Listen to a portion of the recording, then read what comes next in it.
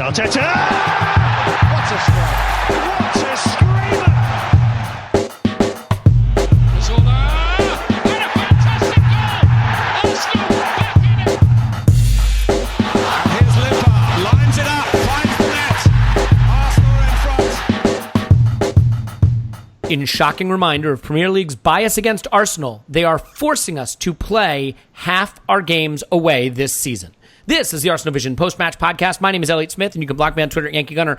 That's right. It's the kind of bias that you just see time and time again against Arsenal. We're playing on Monday before playing Napoli on Thursday. We'll have games at times that don't make sense for the fans. But I think the most shocking of all are the 19, is that right? 19, yes, 19 away games. I mean, it's stunning to think if they just gave us 30 of the 38 games at home, we'd surely be champions. But instead, we are grappling for top four because of our away form. And it is something we are going to discuss today. I want to say thank you for everyone for having patience with this one coming out. I had some travel that interfered. The team should have cracked on without me, but I whined and moaned like a tiny little baby, and so they didn't. So I appreciate them doing that, and I'm sorry for all the listeners who had to not only wait for the pod to come out, but wait for it to come out with me included. In any event, Paul's on Twitter at Paz in my pants. Hello, Paz. Woohoo! No man left behind. No man left behind, except if that man is playing football away from the Emirates Stadium. Tim, you can find him on Twitter at Stoberto. Hello, Tim. Hello. Lovely day up in Liverpool, I assume? Yeah. Yeah. And Clive, you can find him on Twitter at ClivePAFC. Hello, Clive. Hello. We've got a shirt giveaway. We're going to be posting it soon. So at the end of the month, we're going to give away an Arsenal shirt. One free Arsenal shirt of your choosing, home or away. Why would you pick the away shirt? Nobody ever wins in it. But we're going to give it away. And you can't pick Mustafi, but anyone else. We're going to give that away at the end of the month, and then we're going to give another one away for patrons also, so there'll be two opportunities to win if you're a patron, but if you're not, either way, we're still going to give away a shirt, and we just appreciate you being there. We have a lot to get to, so we'll dive right into it, and, one more thing, one more bit of housekeeping, I apologize. So we are now a finalist for the FBA's Best Podcast Thingy, which I think all credit to Scott and Tim and Paul and Clive, but yes. I'm going to be the one to tell you about it, so... it's the finalist stuff going on right now, and the best way to just figure out how you can vote for us or really anyone else is to go to our website, arsenalvisionpodcast.com/FBAs, and all the ways to vote are right there. You can tweet it out. You can do a bunch of other things. Okay, that's enough. Clive, I'll start with you today because I am accused of never starting with you, which is true because in fairness... I was sitting there drinking red wine. Yeah, I know. The reason I'm starting with you is because I know secretly you're like trying to watch TV and eat and drink and stuff, and I just thought it'd be fun to disrupt you. All right, I was in New York City this past weekend. It was great to see friends, Matt, Tim, Dave, Adam, a whole crew of people. And the night before the game, we were having a lot of drinks. And through the haze of that drinking, I made the point that I thought there was a chance that an El Neni Guendouzi midfield could get picked by necessity, and if that were the case, I wouldn't have a lot of confidence in the result. I am curious to get your take on whether you think the team Emery put out, and we can get to why he had to put that team out. I have a lot of sympathy for that. Do you think the team he put out is good enough to win this game? Yes, I do. Purely from a personnel perspective, but the way we played was not. And I think it's very easy as fans to really focus on what's different. So when we played the back three against Newcastle, well, I didn't hear too much moaning on this podcast from anybody. Did you? I didn't really hear it. And what was different, we had to make some changes. We hoped for certain people to come back and add some energy to the team. But he picked the team that basically he had to pick based on injury, suspension. And we were just maybe, we were a little bit caught in centre midfield from a energy perspective, intensity perspective. But let's be really honest here, right? When things go well, Arsenal are great. When they don't, we have a shaky defence. We have a midfield that doesn't quite control the games. And we have forwards which have a bias for scoring goals mostly at home. And that's where we are.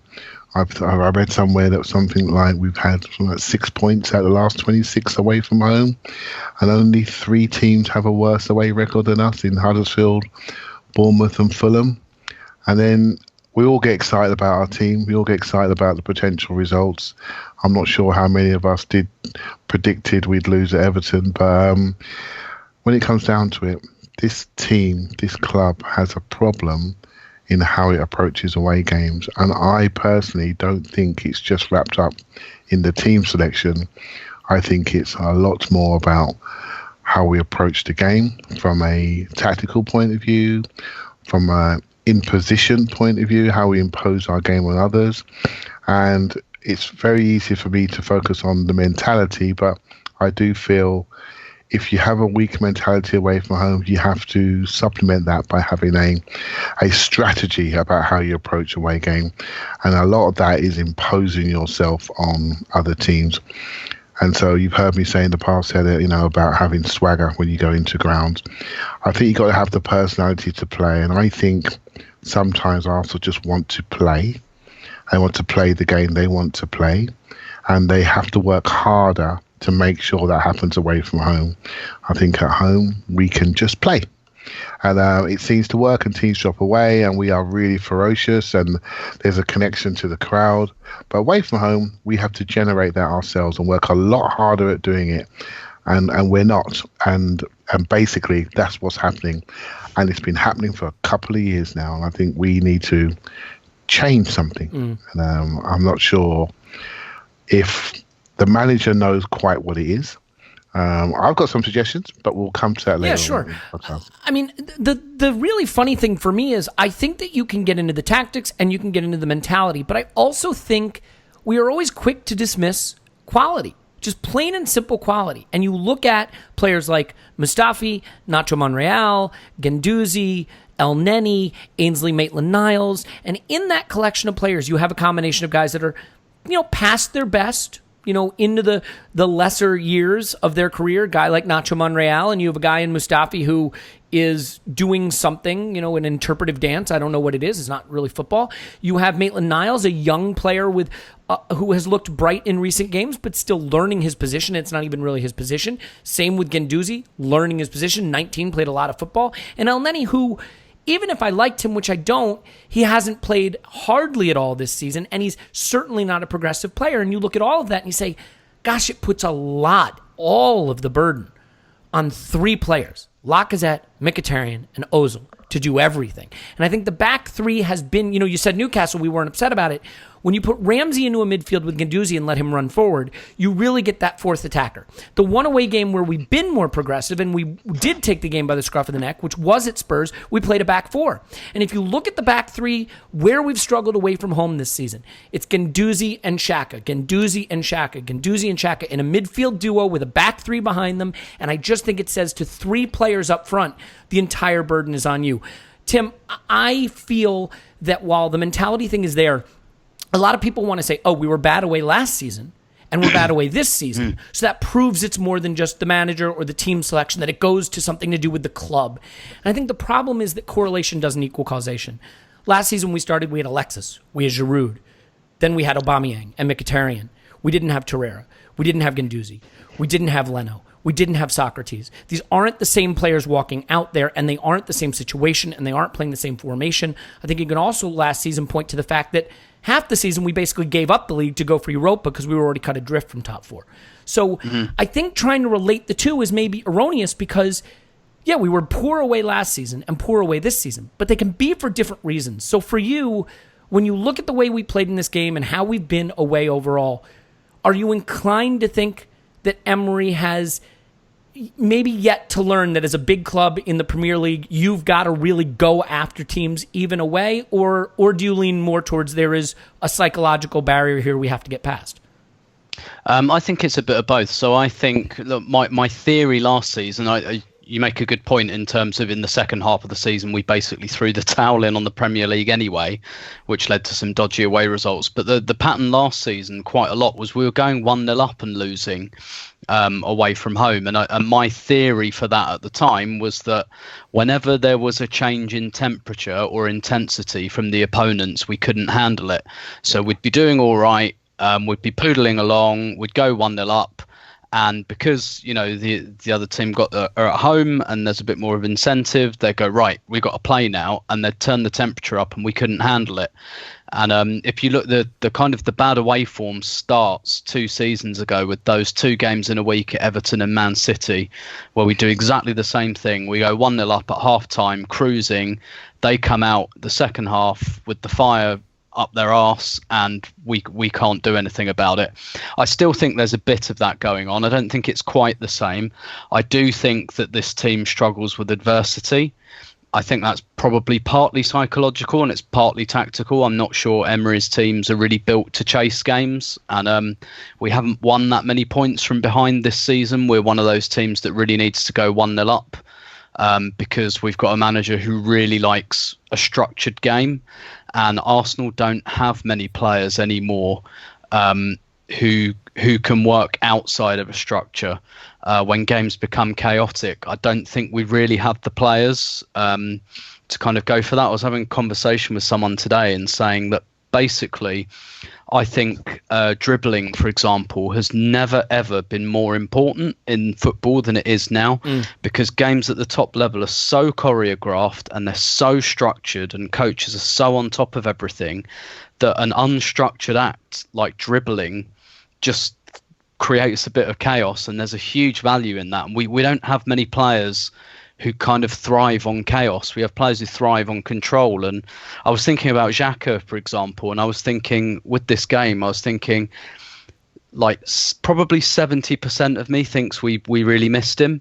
But then 30% of me thinks I've seen Xhaka in games like this before, and he can be a bit of a disaster area. I tend to think he might have had quite a good game in parts and quite a terrible game in others. So I think in reality what's probably going on with the away form, I think you're right, I think it's probably distinct from last season, but we're trying to find answers and we're not quite getting them. And I do kind of agree. I've said many times over the past few weeks, I think our uptick in form has been down to putting that extra attacker in, that number 10, be it Ramsey or Ozil. And you're right, we didn't have that number 10 this time. We had three forward players instead of 4, and I think that's a bit of it.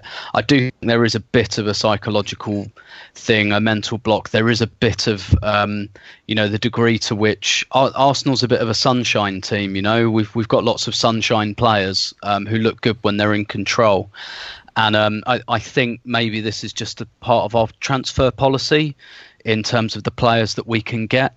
There's kind of 2 ways you can go when you're a kind of second tier club like Arsenal. You can either go for potential and try and rely on kind of getting a bit of an uptick, and I'd say like a signing like Leno and Torreira, that points much more towards that, whereas in the past I think we've gone for players like Xhaka and Mustafi who are pretty good 70% of the time, maybe even more, but just have that, the reason they're not elite players is because they have that enormous mistake in them, and we've probably just got too many players like that as well. So I think in reality what's going on is, and why it's so difficult to solve, is there's probably 5 or 6 little things all going on at the same time that account for about between 10 and 20% of the problem each, and that's what we're seeing, and that's why it's been so difficult to solve. Yeah, I like a lot of that, and I think I agree with a lot of that. And I just look at it, and ultimately, it seems so overly simplified to say this, and that's why it's coming from me, because it doesn't require any complexity or sophistication of thought. But, we are a team with a lot of attacking talent, and we are a team that has proven this season, no matter how many ways Emery has tried, that we're not going to be able to shut down the opposition. And in our last run of good form, every game since Bate Borisov away, we've had the lead at halftime. And our shot totals have been rising and our XG has been rising. And I think the problem with this game, and again, I said I had sympathy for him, Tim, because he couldn't pick Ramsey from the start. He didn't feel he could. And he didn't have Xhaka, and he didn't have Torreira, and he didn't have Koscielny. And there are a lot of problems there. I just look at this and I say, we had 1 shot at halftime. We had 6 in the second half. Now, 6 isn't amazing, but 6 in each half would have been 12, and that's about what we average, So it's definitely the case that the way we played in the first half, we just did not have the ability to hurt them. And I don't, obviously he could have maybe put Aubameyang on. And Paul, this is sort of what I want to lean towards now. Instead of just the theoretical part of why we're poor away, in this game specifically, it was pretty clear pretty early on that we were struggling to hurt them. It was just a bad game of football, too, by the way. We had a short corner routine that got knocked straight out for touch for a goal kick. We had a throw-in from Maitland-Niles that he threw literally out for a goal kick. Guendouzi passed to no one. Mkhitaryan couldn't, get the ball off his feet properly except for the one that went right by the post. So there were just a lot of really weird, uncharacteristic, sloppy plays in this game. But is there something specifically you think he could have done from the start, given the players that were available, that might have given us more impetus in this match from the start? Well, I agree with kind of where Tim's at on this, in that I think it's a bunch of different things, a bunch of little things, and that's why it's so perplexing for everybody. Because I don't find it satisfying to come up with one particular reason. When I agree with you on the lineup, I don't think he had too many choices. There's not too many ways to slice it. It's tough to keep Aubameyang's goals on the bench. That would be my only comment. Is we don't shoot a lot. Lacazette has a lot of great qualities. He's not a high volume chance getter, a shot taker, and that would be the one comment for me. Yeah. But the perplexing thing is he comes on, he gets a whole 45 minutes in the second half. In fact, look who we've got in the second half. We've got Guendouzi, Ramsey, Aubameyang, Ozil, Mkhitaryan, and Lacazette in our front six. Now, I know it matters if you go a goal down. I know they sit a little deeper. I know blah, blah, blah. But Jesus, we produce so little with that front six. It's just astonishing. We went to four at the back, obviously, with that. We swap. Ozil, I thought, was, if you go around the team, I think there were some players who were okay in this game. I thought Leno was great. And Socrates Arse, after a slow start, was man of the match, seemed to block everything that came near it or deflect its orbit. Mkhitaryan was shit in the first half, but I actually thought he was actually pretty good across the second half. Ramsey had a good spell in the second half. I thought Lacazette toiled manfully, and yet it didn't all pile up to a hill of beans here. And so, where did I get that expression from? I must be from the. Is it from the south, Elliot? It must be from the south. What am I? Our southern grits. Correspondent now.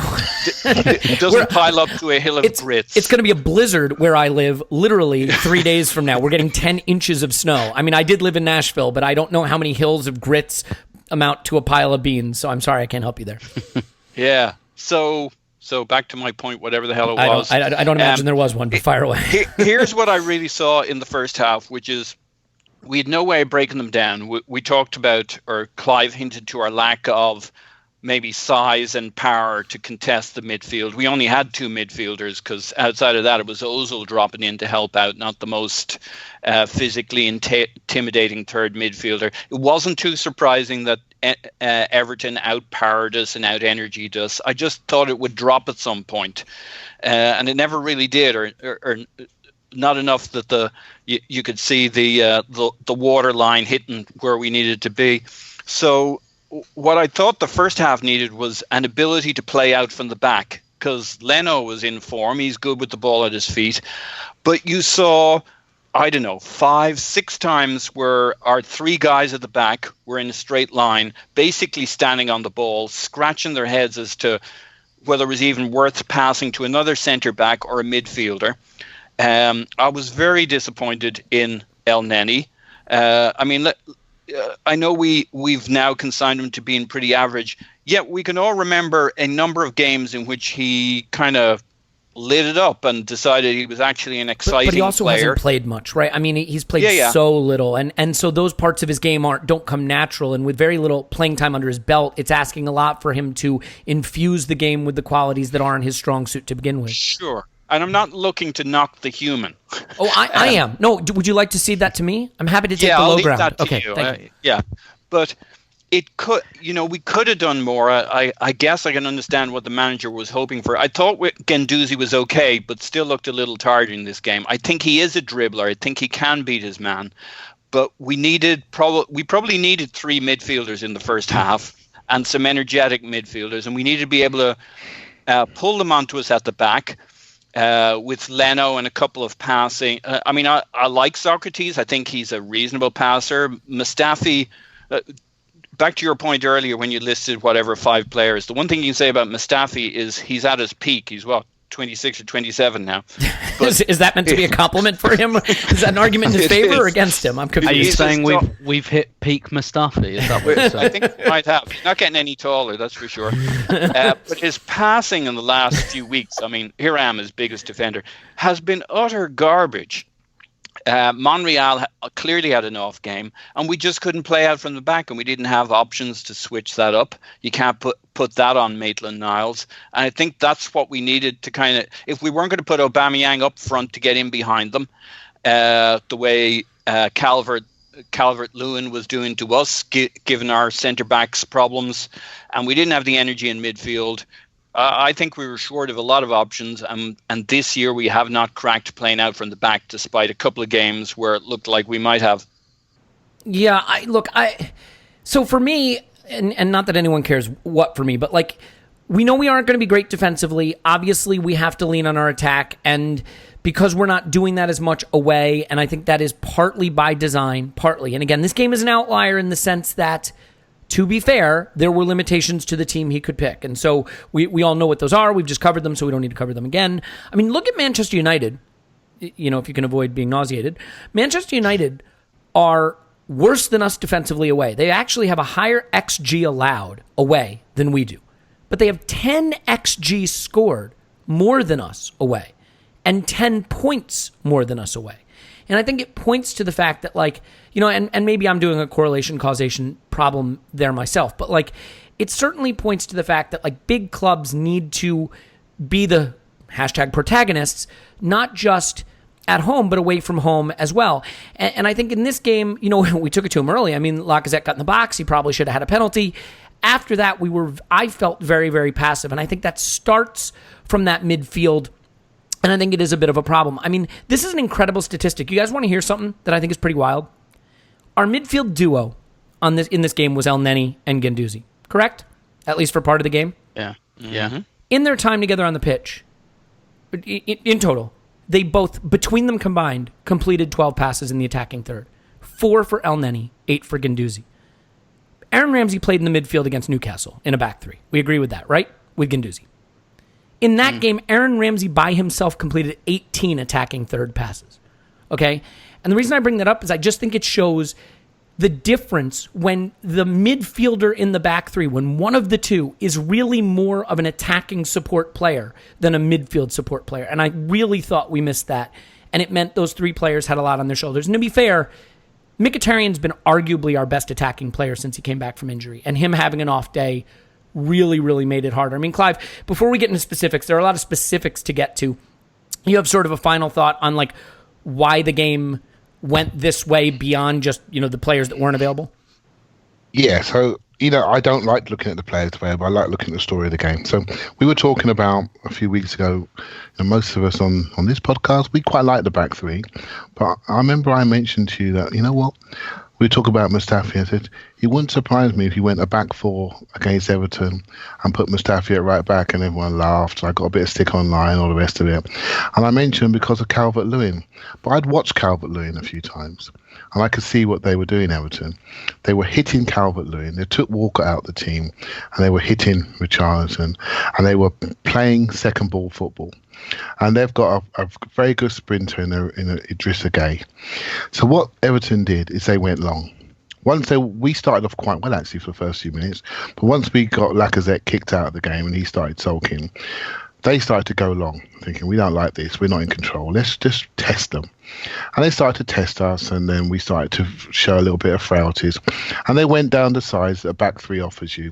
And the reason they were able to do that is because we didn't press the ball up high, because Lacazette, a brilliant presser, was limping and sulking about his kick on his ankle that he got from Zuma, got from him. And so basically, we had no pressure on the ball up top, and they had times to get their head up and strike the ball into our channels and up to Calvert-Lewin. And what this does, Elliot, is it disconnects us. It disconnects the compartments in our team.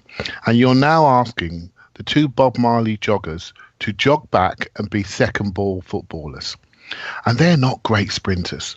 And they jog back almost identical foot speed. You'd think that they're just jogging back because they're the same players psychologically. They just want to get back for our back three to give it to them. But no one's getting back to win the race to the ball and so we can sustain attacks. It's called regain, retain, right? Regain it, retain it, turn it around, make them play. So what we were doing, Everton were building pressure, building fouls, getting the crowd into the game. And Tim will tell you, once Everton's crowd get into the game, it's a different game. Completely different. I don't think I've ever been to a ground where it's more partisan when it comes to fouls, comes to referees' incidents. They are on their toes. So now you've got them in the game, and now it's a different game. And so that disconnection is the cause for all of the player performances we're talking about. Guendouzi and Elneny don't want that game. Ozil does not want the game where he's playing back to goal, coming back in. We were looking for Mkhitaryan. I felt was a little bit wide in the first half. Our wing backs were both atrocious. Forget the formation. Kolasinac was not ready to play the game. And Maitland-Niles was playing an under-23 game. I don't know what he was doing. And so we had too many people not playing well that were disconnected by Everton's tactics to go long, to stretch our team out. We haven't got a team built on recovery, refilling in. We've got a team based on control. They want to control, face the right direction and play at a pace they want to play. And so they won the tactical battle. We went to a back four. What that does is it takes away the channel ball and allows us to press them in defence.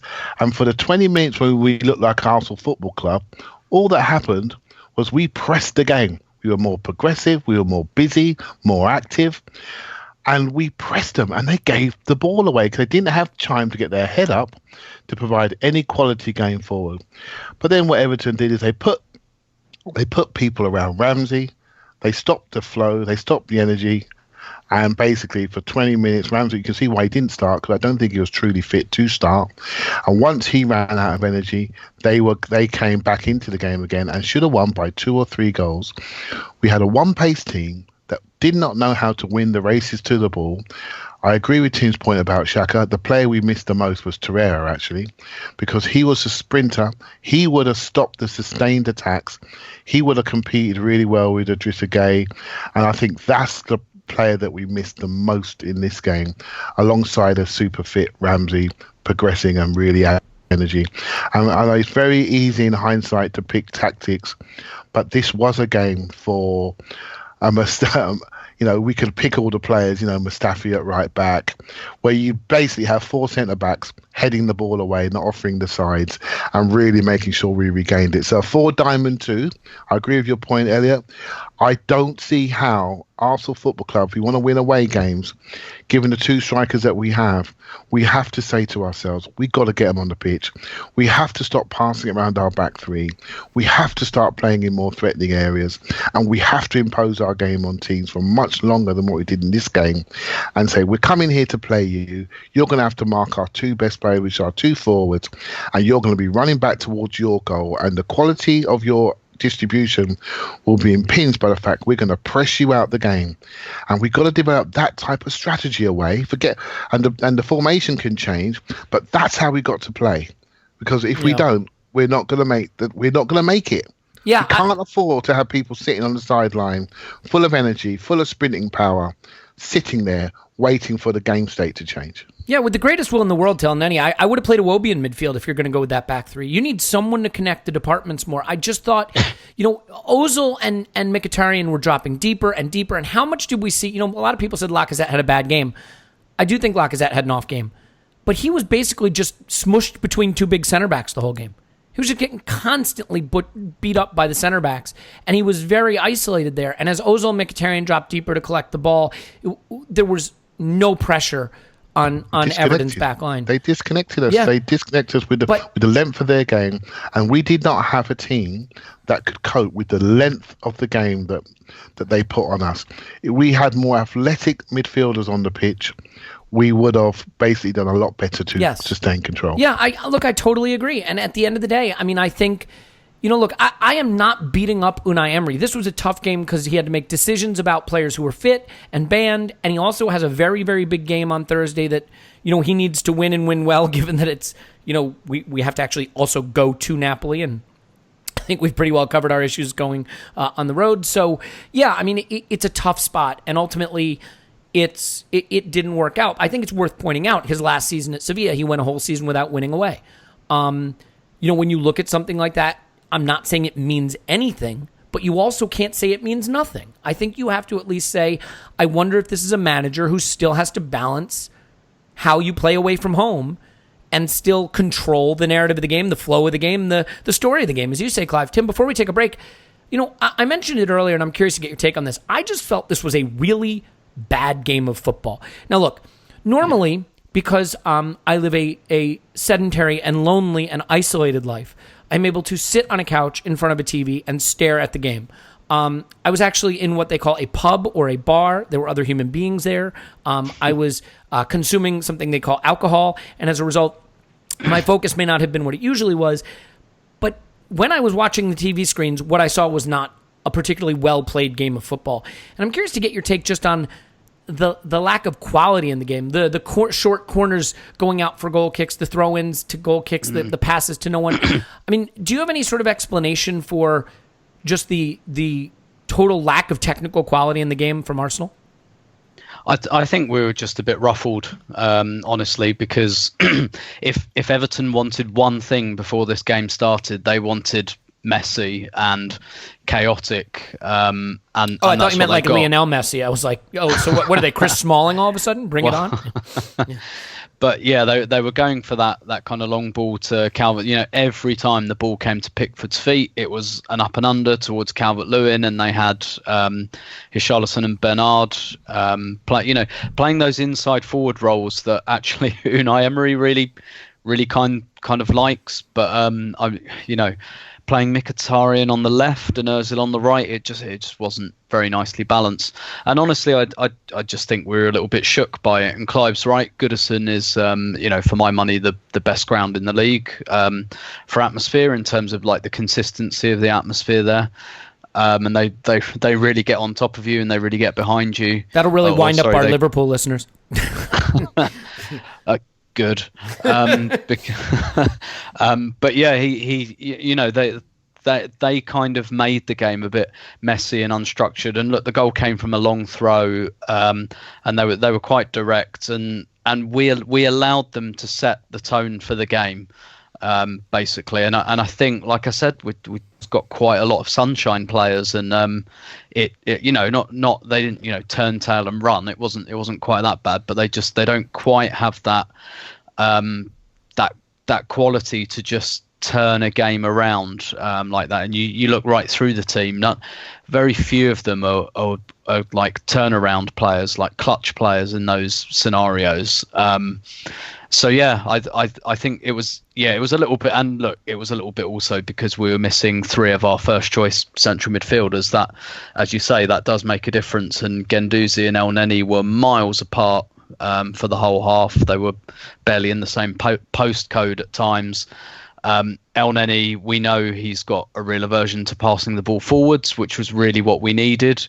And actually, I think there was space to do that. And Ramsey kind of, for the first 15 minutes of the half, got a bit of joy because he realised that if you run, there's a bit of space there. But Everton kind of closed that off quite quickly. So I think it was just a mixture of Everton wanted to play a fairly direct game, and we just couldn't deal with it.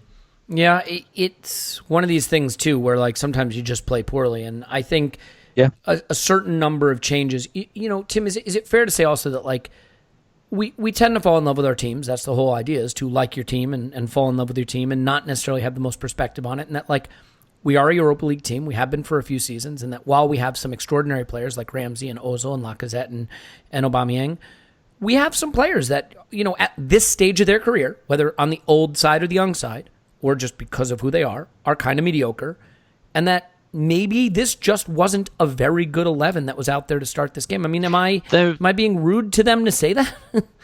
there is that a bit. I still think it was better than Everton's, and again, that doesn't explain why they look completely unbeatable at home. We don't get these types of performances at home. So would this team have swept Everton aside at home? I mean, do you believe that there would have been enough? I think they'd have won.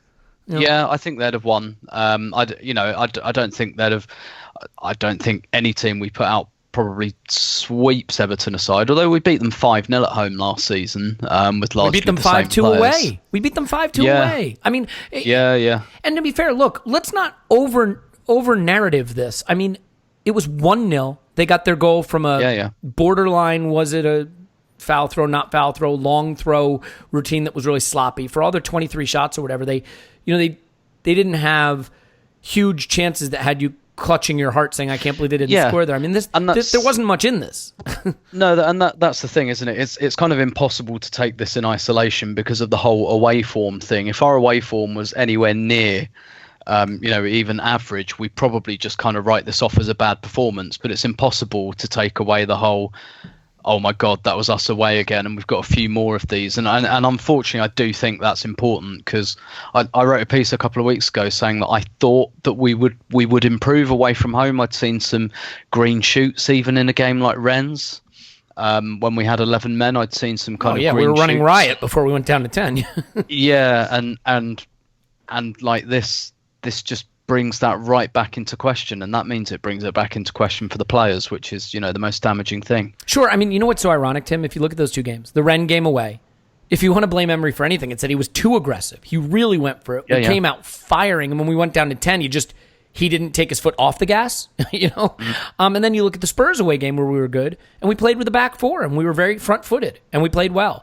And he kind of reverted in this game back to the things that didn't necessarily work earlier in the season. The funny thing is, if we win the remaining away games, and I know that's like saying, if I wake up on Mars tomorrow, as many of you were wishing, sitting next to my friend Mustafi, look, we'll wind up being one of the top 6 away teams in the league. So, it looks bad, but remember, we've already played Liverpool away, City away, Chelsea away, United away, Spurs away, right? So, those games also have an influence on it. Let's do this. Let's take a break. Just one last thing before we take the break. Are you surprised? I mean, the Mkhitaryan on the left thing really surprised me, and he didn't look comfortable there. And do you think that was too clever by half, if that's the expression that you use? Because it took a player who had been in such red-hot form, and it seemed to totally neutralize him.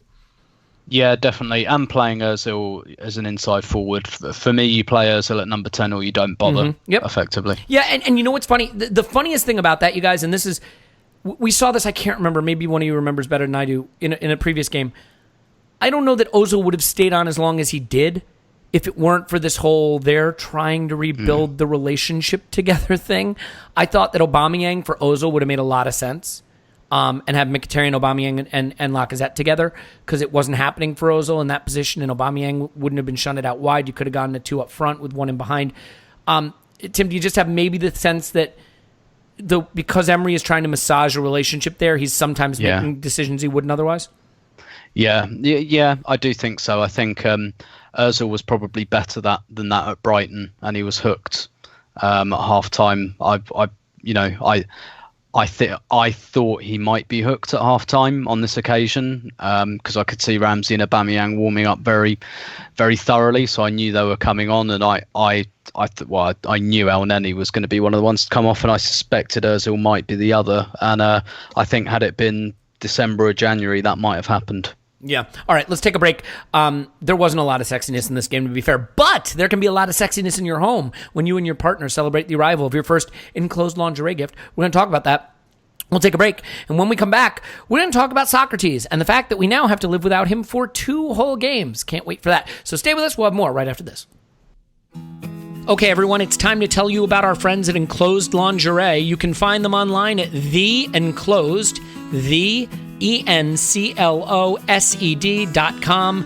Enclosed Lingerie is a Lingerie of the Month club. That's right, just like a Beer of the Month club, only better, because it's a high-end luxury lingerie gift for you and your partner that's going to enhance the intimacy in your relationship. Right now, if you put in Arsenal at checkout, they're going to give you $35 off any gift from Enclosed Lingerie. So you're going to want to go to theenclosed.com and sign up now. What better way to celebrate the romance in your relationship than celebrating with a gift from The Enclosed? And the gifts keep coming every month. So while it can be difficult, to remember to keep the romance, to keep the intimacy in your relationship, The Enclosed has your back. Every month, you're going to get that high-end luxury lingerie gift, and it's going to remind you of the importance of romance in your relationship. So do it now. Go to theenclosed.com. There is a perfect fit guarantee, so you never have to worry about the fit. It's beautiful high-end luxury lingerie. Just go to theenclosed.com and enter promo code ARSENAL for $35 off at checkout. Do it now. Okay, we're back. Hope you enjoyed that. Whether you did or you didn't, we have more to talk about. And Paul, I want to get into a couple of details from the game. We're going to talk Socrates. I thought he had a really good, strong game for the most part under difficult conditions. He had a lot of good interventions. He blocked a bunch of shots, but he did pick up the yellow card that means a 2-match ban. I actually have a weird sort of glasses half full take on this, which will be the first time I've ever done that, so we'll see if I do it right. But I am curious to get your thoughts on the impact of that ban beyond just screaming shit for 10 seconds straight into the microphone. Mm-hmm. No, you don't. That was it. That was all you were going to do. Oh, you. Sorry, I thought there was more to come. Nope, that's it. Yeah, we have two very good centre backs, and one of them gets injured quite a bit, Laurent Koscielny, and the other one is Socrates. And I think we're going to struggle, maybe with Koscielny in the middle of a 3. With Nacho to his left and Mustafi, who's at the peak of his career, being 27 or something. Until he's 28. Until he's 28. And that's for 2 games, and I guess those are kind of important games. But the good news is the next game's away. So what was the good news? Paul, how would you, in Socrates' absence for these next 2 games, let's assume Koscielny's back, would you just please go 1 in, 1 out and do the same thing, or do you think he's got to try something even a little more different? A little more different? How about just a little different? I was fine with a little more different. I think he's got to do 1 in, 1 out, unless he's really ready to make a statement here. Mustafi hasn't been good for a little while here, so he's well within the bounds to make a statement. But again, he doesn't have the choices. I mean, what's he got? He's got Lichtsteiner. Well, Ainsley Maitland-Niles with his header back to the keeper reminded us of Lichtsteiner at centre back. So let's skip that. I don't think he has a lot of choices here. I think it's it's Koscielny and Mustafi as his midfield too. I know the other day you said that was the last time Mustafi would start for us, but I think you're going to have him all it's like the way he's going to through. play every single fucking game now. It's unbelievable. And I mean, it is ha laughing, but like we got on a really good run with him out of the squad, and I'm not saying it's all him, but we did look pretty solid. And since then, now it looks like he's going to have to play every game. Is there any chance in your mind that Mavropanos comes in? I mean, it seems pretty clear to me that whatever we want to project Mavropanos into being someday, Emery doesn't see him as that today. Yeah, I mean, the losing Socrates and playing maybe a 3 at the back might give him some excuse to put in Mavropanos for a game and establish him in the squad. To just drop Mustafi straight off would be a big statement to put in Mavropanos, who hasn't played anywhere. So it feels like he needs a game, kind of an interim step to begin to introduce him. Actually, he probably needs a couple of kind of where the guy gets on for 20 or 30 minutes. Hopefully somebody has a short but not serious injury, assuming that Mavropanos has something to offer us here. But I mean, I've always liked the look of the guy. He had a good game for us once, but the boy hasn't really seen the heat of battle, so it's just so hard to just drop him in there. I don't think we have the options, and centre backs aren't normally the things you bring on with 10 or 15 minutes to go. So he's going to have to play some clever chess moves to get him into the shuffle in the next 2 games. I think he just rides it out, waits for Socrates to come back, keep Koscielny healthy, and I mean, he'll have Socrates for the Napoli game, obviously. So He gets the chance to keep somebody else fresh, be that Koscielny, buy him one more game.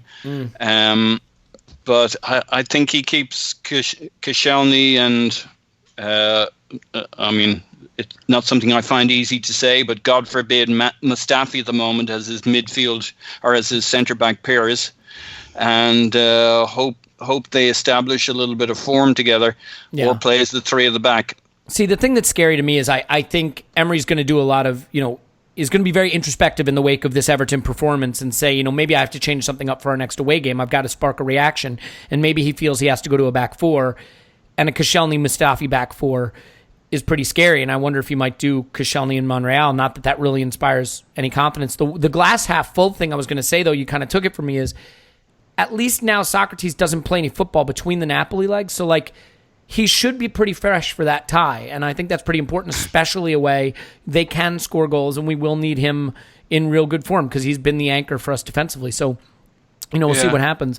The thing I have against the Koscielny Monreal pairing is that, I mean, it's not that Koscielny can't play on the right of that, but it's not his natural bent. Yeah, and so. I mean, look, Monreal is not a center back. He can do it in a 3, but in a 2, I think that's asking a lot, especially physically. And Watford, which is the next game, I mean, they have Deeney, they've got someone who can bully you at that position, and I'm not sure it's a good fit. My hope is that they will still have a little FA Cup hangover. They've got an FA Cup final, look forward to losing to City. So, maybe, just maybe, they'll have their eye off the ball a little bit for our match, which would be great.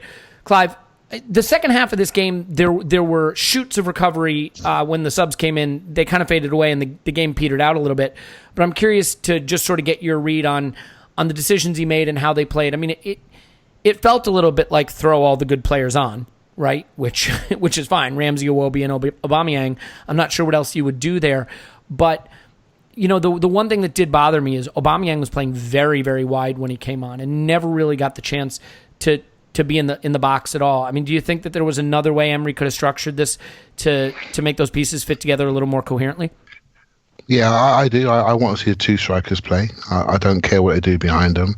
I think if you're going somewhere away from home with a team that's lacking a bit of presence, personality, and away day confidence, play your two strikers and try to dictate the story of the game. Try to impose your game on people. We spoke about Mkhitaryan. We all sort of like Mkhitaryan on the right-hand side. But the reason why he played on the left-hand side, because Iwobi was so rubbish in the previous game. Then he comes on in this game and looks like Neymar for 15 minutes. And you're thinking, actually, mate, you're a really good player that we're starting to really believe in. And then you dip. Maybe another reason why our away form is so hard to predict is that we either peak or we trough. We've got so many players like Ozil, Mkhitaryan, Iwobi, in particular. Then you have Kalashnik, Maitland-Niles. These players they're turning up, and they either give you an 8 or a 9, or they give you a 2 out of 10. I mean, it's really that bad. I mean, some of those performances make you question their talent. And you mentioned quality. My thoughts about the squad. I think the manager's doing a great job getting what he's getting out of this squad. But sometimes you see the approach and the lack of quality under pressure that makes you question. You have to then think, well, okay, what is this? It has to be the mentality, because there are other games that we sit and watch. We think within 5 minutes, we think, the other team haven't got a chance today, because we're just so at it. And so we then look for reasons to explain this away to ourselves. And we tend to look at, it's easier to pick on one or two players. It's easier to pick on one or two systems. But during this 2-year bad away form, we have had multiple systems and multiple players, and even had 2 managers. So it's very hard to pinpoint what this is all about, But what I will say is we're speaking about the period of the game that was positive. And what I did like about that period of the game, by adding Aubameyang and Ramsey into the situation, I think they didn't do everything right. But what they did say when they arrived was, we're ready to play. And we're going to play you, and we're not looking at your game. You're now going to have to follow us. And they upped the speed, upped the tempo, and it was a tempo game. And that's what we lacked. We allowed them to dictate the story. And until we do that, it doesn't matter about systems, doesn't matter about El Neni. You can blame him. It's easy to blame him. It doesn't matter about I'll do that. It's about how we approach these games, and we have to approach it with a lot more assertiveness and a lot more pace and a lot more intensity to then get teams to say, you know what, we can't do them today. We have to sit back. And once they sit back, we can be the team we are at home. When teams are sitting back, we can then control the game, positionally control the pitch, and really feed the ball into areas that we want to be in, not playing areas where we don't want to be in. And we're doing that. We did this last year. Manchester United picked us off beautifully in the home game. They watched us pass around our back three, picked us off. We had a million shots. They had like 2 or 3, and they won 3-1, I think it was. That was what we were doing last year in the home game. That's what we're doing in some away games. That's what we did on Sunday, and it was very reminiscent of the West Ham game, and I found that equally hard to explain. Yeah, and I think, this time of year, too, obviously some players are fit, some aren't. The thing that's so disappointing to me is we went 2.5 weeks without playing a game, and the thought process was that we would at least be really fresh for the run-in, and this was a game where we suffered both from players not being available and players looking leggy, and we just did not get the benefit of that bump, that time off at all, which is a shame. Tim, let me ask you to speculate about something for a minute, and then we'll get on to something else. I mean, in your mind, are you prepared to draw the conclusion that Unai Emery has seen all he needs to of Denis Suarez and has determined he's not the player he wants or needs? Maybe. I think the same now as I did the day we signed him, that he's there for backup. But this was a day for backup, right? And he went with a player he's shown no appreciation of. Not so much in attack. I mean, so really what we've got to do is read between the lines here. What do we know about the loan deal? Arsenal absolutely 100% refused to have a buy, like a buy clause put in there, which, what does that tell you? It tells you they didn't don't really want want him. Yeah, exactly. So it tells you they don't think he's better than Iwobi and Mkhitaryan and players like that. And he was bought for backup. And since then, Iwobi and Mkhitaryan have stayed fit. Since Mkhitaryan came back from injury, Ozil's been reintegrated. Ramsey hasn't. They just haven't. Lacazette and Aubameyang have stayed fit to this point.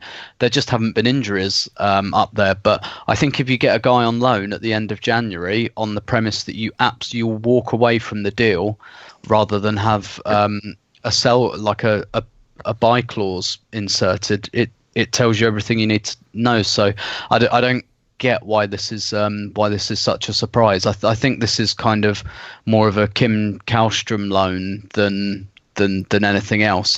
I think the surprise is people presumed because Emery had Suarez, but were they ever together actually when he was at Sevilla? I think they were, like, fairly briefly, but apparently then, like, it wasn't like he absolutely loved him then. Yeah, well, because I think he had him when he was very young. Yeah, and in the run-in to the Europa League, he didn't play in the final, but he played in some of the qualifying games, I think, or he didn't start in the final. I think that's what I remember. So they had a brief intersection, but a happy one. I think people used that brief intersection as a reason to presume that it was an Emery move, a player Emery wanted, that it was going to be his guy in the dressing room. I remember some, the speculation is Emery needs his guy in the dressing room. That's why he's doing this. Someone who understands how he wants to play. And, a lot of that was speculation that I think in hindsight maybe doesn't look as true. I just, I do wonder if this were a player he felt more confident in, if maybe he would have started him alongside even Guendouzi in midfield, although maybe that's the position he's just never played. I did most of that speculation, so if you could tread lightly here. I want to thank you for bringing that up, because I wasn't sure if I should bring that up. So thank you for doing that.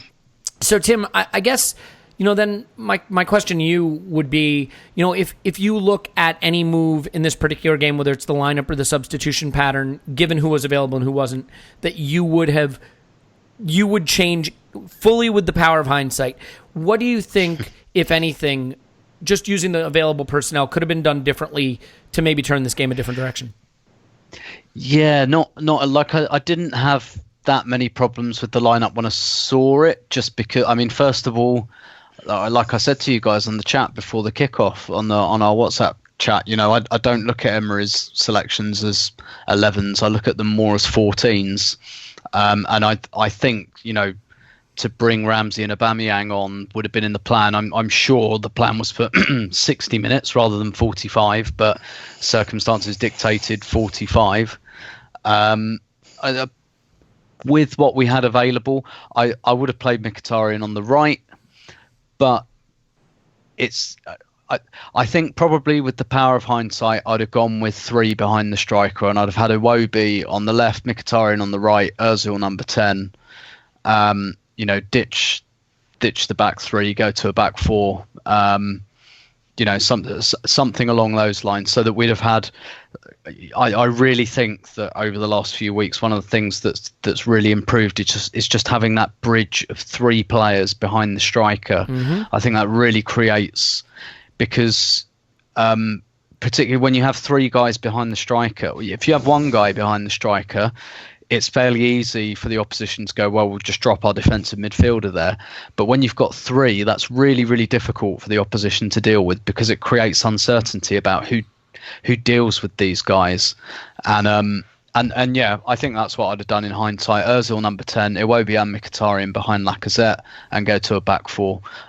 But like I said, I don't really like Ozil as an inside forward, but I can't pretend that was massively occupying me before the game. Well, and the reason I ask you that, Tim, is because we play Watford away on Monday, and 2 days later we're in Italy for Napoli. And I think, if Ramsey is kind of at that red zone, if he's bumping up against the possibility of not being fit, Emery's going to have to tweak what he did against Everton with that Thursday game in mind. And I'm curious how you would do it.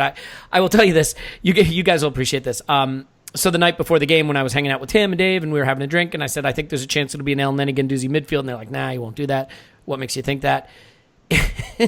When the Arsenal social media account put out the El Neni firing in Golazzos in training, did you see that?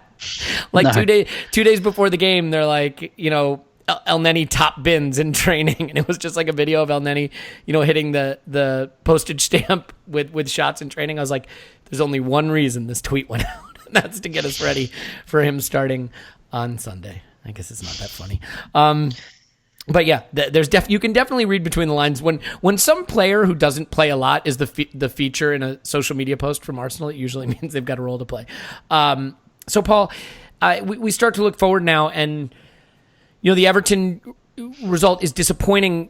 I think one thing that there are going to be people screaming at this podcast for is everything I've contributed, but are you not going to bring up the referee? Okay, fine. We'll bring up the referee. Once again, Tim, I lost the opportunity to ask you about it.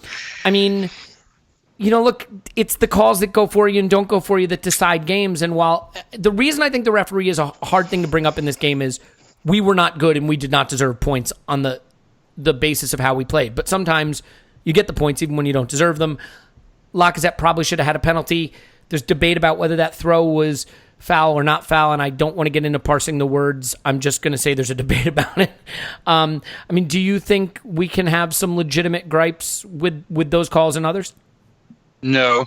I think refereeing in general is suspect because, that Lacazette cleared out by Zuma isn't a blatant yellow card in the box versus in the middle of the field. That happens in the middle of the field. It's absolutely a yellow card. But it's never given in the box, and I'm not going to even begin. I thought about it at the time, and I'm like, nah, if that was given against us, I think that was really odd because those aren't given. See, it's funny. I thought it was a nailed-on penalty. No. It's kind of I take your point. It's just funny how it's different. The defender is allowed to fully commit to the tackle in the box and go for it. You're allowed to get your head above your foot in the box to, do all sorts of weird shit in the box in the name of, look at what the goalkeeper can get away with in terms of bumping into people in the box versus if he can't handle it outside the box, but if he gets that physical with the player outside the box, it's this bizarre world. But to me, that was a case where I wouldn't have expected it to be given against us if it were the other end of the field. So wasn't too shocked. And the foul throw, I mean, interpretation, blah, blah, blah. But that was the least of our issues. And then it wasn't really hard for me because it's not like these were it was critical that they got the first goal, but they were so much better than us. And, you know, I actually do think they created 3 or 4 chances that they should have done so much better of. A couple of them in front of goal. There was the Maitland-Niles situation where Bernd Leno came out and cleaned up. He came out against Calvert-Lewin on the other side, came out big and blocked off the goal. But they had him dead to rights with the ball in the centre of the box a couple of times and did nothing with it. So I don't really have any gripes with the referee. It's just refereeing's a bit weird. It is a bit weird, and I do think the problem is just it's a bit inconsistent. Overall, I do think there were some bad calls in this game, and you know, we could have a little bit of gripe. I honestly think some of the issues were just cards that were and weren't given. You know, I mean, Clive, the Socrates one is obviously one that's going to be a problem long term. Do you feel Socrates had any other option there? I mean, it was. I don't think he could have known at the time that the ball wasn't going to be better, but he also has Mustafi, will be the only one there defending. I wonder if he took the card because he didn't trust Mustafi. I mean, you want to go amateur psychologist here and talk me through the decision there by Socrates and whether he had to make it? It's what he does, isn't it? He likes to move his man. He likes to feel his man. He likes to grapple. And that's what he does, particularly against men that are quicker than him. It's interesting when he plays against Harry Kane. I think he's a perfect centre-back for Harry Kane. I think he's strong, he's got weight, and he's hard to move. And Kane can normally move his centre-backs. He can't move Socrates. Kane isn't too quick. He doesn't scare him. So he goes tight. He doesn't have to foul him because he knows he can't run away from him. He just got to body him, and he does that really well. With Calvert-Lewin, there's a bit more fear. With Calvert-Lewin, I think he's the next Danny Welbeck, actually. I think he's somebody that can play down the middle. I think he can run down the sides. I think he's very strong, very quick. He's a hard-running, quite a British centre-forward that does well in the modern game. He can occupy 2 or 3 people, and people can play off of him. Everton were playing with Carlson up front early in the year. They've moved away from that. As soon as they have, they started to hit some form with that front 3. And if they just stretch the game, drop into space, it'd be like Sam Allardyce's Crystal Palace a couple of years ago. And we struggled with that system as well. They just caught us. And I think Socrates, as long as Koscielny's fit, and they can rotate the games, you already worked it out in your mind, I think we'll be okay. But this bruised foot come out of nowhere, hasn't it? Where's that come from? When did that happen? And I think it's a major blow. And for us to have the results that we need, eventually we can maybe squeeze Watford. Crystal Palace at home, so, a slightly different game. But after that, it's about time we get those 2 together, because, of the games remaining, I don't think we can afford to lose more than 1. Right? So that's not going to happen without Koscielny and Socrates playing a few more of those games than they currently have done this season. We just can't seem to get them out on the pitch together often enough. Yeah, I mean, let me ask you a question then. I'll start with you then, Clive. I mean, based on this result, how are you feeling? I mean, obviously, when we did our predictions, your top 4 predictions were, how shall I say, bullish. I'm curious, how this, informs your feeling, both in terms of just because we still have a lot of away games, and also just in terms of how everyone have picked up and not picked up points since we did the predictions. I'll go ahead and bring them up here in a second, but how has this changed your outlook at all? I'm concerned about the away form. Also, that's an understatement, but I'm concerned we haven't worked it out yet, and I think we need to. The Spurs game was really interesting, and the way we approached it. So if we can do that, how do we go to Everton like this? I've got a little theory, right? It's almost as if I thought Emery really dealt with this game very, very well from a press conference perspective. He brushed it off very, very quickly. I think he's already looking at Napoli.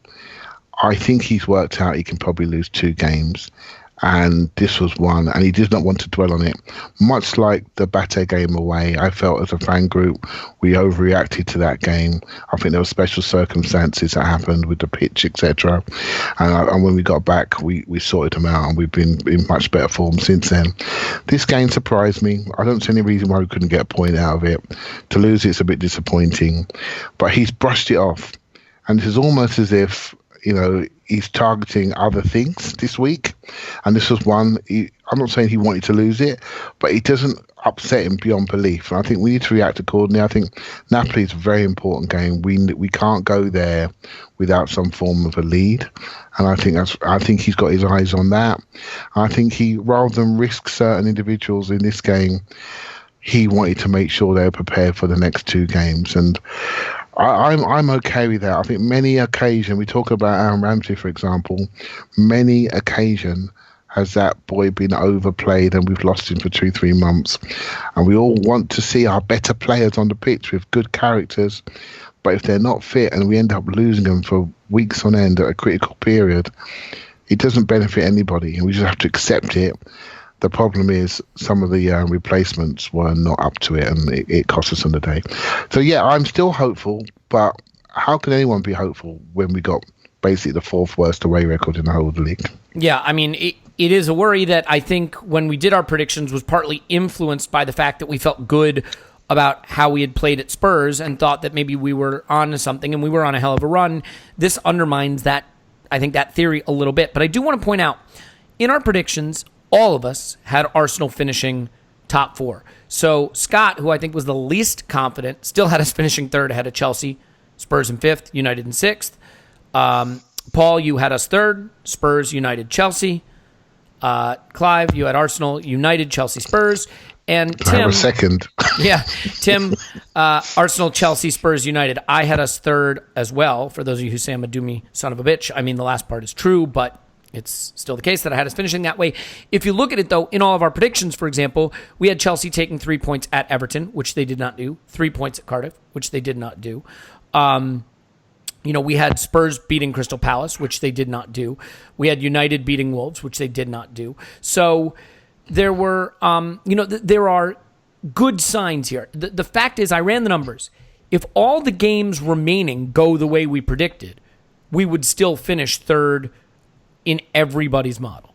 So it's still right there for us. I mean, Tim, final word. Are you now still feeling fine about your predictions, or would you like to amend them? No, I think did I have us on goal difference or something like that? I have it right here. You have us tied with Chelsea on 77 points and ahead of them on goal difference. Yeah. I think it will be that. So when I was doing the predictions, I was thinking everyone's going to drop points, and I still think that will happen. Like all four of us are going to drop points. It just depends in which combinations and where and when. Obviously, this takes a little bit of margin of error away, and I think it makes Watford super important, not just because we're going to need the points, but you look at when it's played, we're playing after everybody else.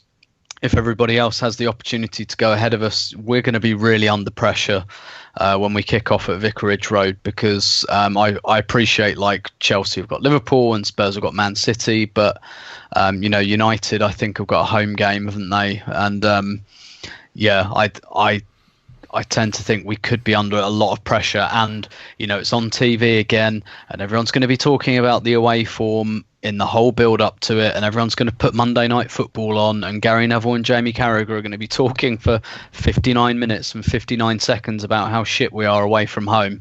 The pressure's really going to be on. If we come through that, I'm still confident we'll do it. If we don't, I don't think we will, and not just because of the points thing, but I just think psychologically that would be too much to take. Yeah, I mean, it's interesting. In your predictions, and in most of our predictions, like, you had us dropping points at Watford, getting no points at Leicester, dropping points at Wolves. So there's still drop points you had predicted with us finishing third that, if we don't drop those, it makes the Everton points okay. It's just, you're right, the margin for error starts to go away. Yeah. we can't take for absolute granted the home games just because we've been good at home. We could easily drop points in one of those. The good news is there's only 2 of them, so yes, yeah. It's not much. I mean, do you have any feeling about what we're going to do on Thursday? Just real quick before we say goodbye. I mean, do you think this is going to be all change and Torreira comes back and Xhaka comes back and Ramsey comes in and Aubameyang comes in? I mean, how do you feel he might go for this one? I think that we will see Xhaka, Torreira and Ramsey all start. I think he might patch Koscielny up for this one. I wouldn't be surprised to see him start, and I think some of the players from Sunday will come out. I think Ozil might start on the bench, for example. I've got a sneaky feeling he'll play Aubameyang and have Lacazette on the bench. Yep, same. As well, because apparently one of Napoli's fullbacks is very, very slow. And that being the case, I think Aubameyang running those channels, if we want to play a little bit on the counter, could that potentially could be a bit of a weakness we could go for. Yeah. Well, I think the one thing that we're all going to agree on is we need quite a few goals against Napoli at home to feel good going into that second leg. So, yeah, I think he goes for it. And, it wouldn't surprise me if some of what he picked against Everton had Napoli in mind, that there were guys that were on the borderline and he tried to get away with it at Everton so he could go for it against Napoli. I mean, this is a guy who's won the Europa League quite a bit. I'd be willing to bet that if you asked Emery privately, he would probably tell you the Europa League is the bigger competition for him right now than top 4 in the Premier League. We may not agree with that. It wouldn't surprise me. I mean, I'm sure he would love to end his season holding up that trophy. We all would like to see that happen, but I think it's particularly special to him because of his history with it. So we'll see what happens. Tim's on Twitter at Stillberto. Thank you, bud. My pleasure as always. Paul's on Twitter at Pause My Pants. Thanks, Pause. Woohoo. Clive, he said while driving away in a car at 70 miles an hour. By the way, I want to distance myself from the predictions I made before. I did not have sexual relations with that woman or those statistics or those predictions. I don't know. You're the one who just a few minutes ago was saying something like nasty shit happens in the box or something. I don't know. Anyway, Clive's on Twitter at Clive PAFC. Thanks, Clive. Thank you very much. My name's Elliot Smith. You can block me on Twitter at Yankee Gunner. In fact, that just happened to someone today. So there you go. Very timely. Leave us a 5-star review. Write nasty things about us. Go to arsenalvisionpodcast.com/FBAS and vote for us in the FBAs or vote for whoever you like better than us. Just vote. Voting is important. Democracy in action or democracy in action.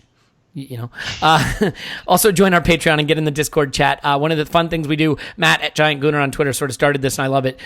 He live tweets or live Discords or whatever his reaction to listening to the podcast. It's quite funny. I enjoy it. In any event, we love you. I am off to Hong Kong. So there's a chance that you will be free of me in the post-Napoli podcast, which means it will just be high-quality analysis and no bad jokes. But someone's going to have to end the pod by saying the whole 10-0 thing, so make sure you do that. In any event, we love you. We got to turn it around. It all starts on Thursday against Napoli. We'll talk to you after Arsenal 10, Napoli 0.